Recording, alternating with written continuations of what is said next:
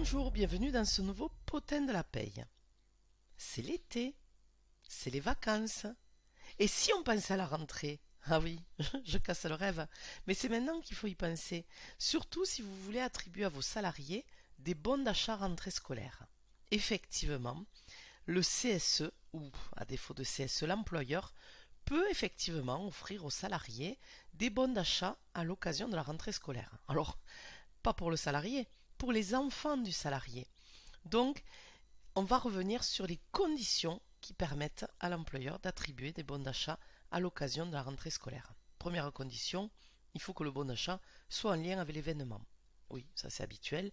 Donc le bon d'achat doit mentionner la nature des biens qu'il permettra d'acquérir et ces biens doivent être en rapport avec la rentrée scolaire.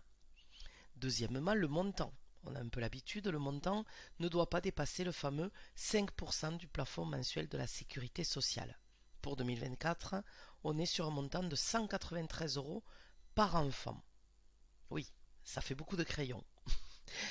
Ensuite, il faut que l'enfant bénéficiaire du bon d'achat, donc l'enfant de votre salarié, soit âgé de moins de 26 ans dans l'année d'attribution. Autrement dit, il faut que l'enfant ait encore moins de 26 ans au 31 décembre 2024. Et surtout, assurez-vous d'avoir un certificat de scolarité. Effectivement, en cas de contrôle, il va falloir pouvoir justifier du suivi de scolarité de l'enfant bénéficiaire du bon d'achat. Par ailleurs, si vous vous en occupez maintenant, vous serez à temps parce qu'en effet, l'URSSAF est vigilante à l'attribution, à ce que l'attribution ne soit pas trop tardive par rapport à la date de la rentrée scolaire.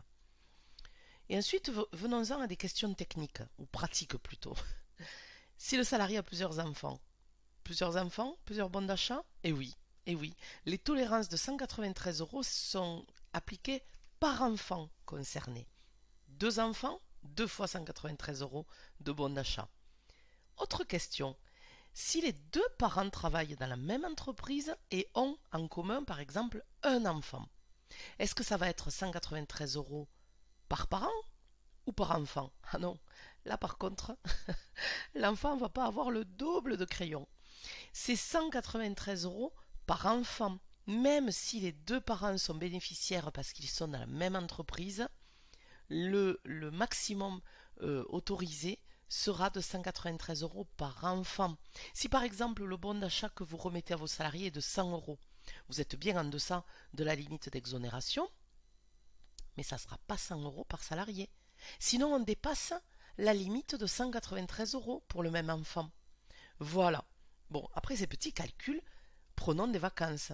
Je vous dis à bientôt pour un nouveau potin de la paye, mais à la rentrée, bel été.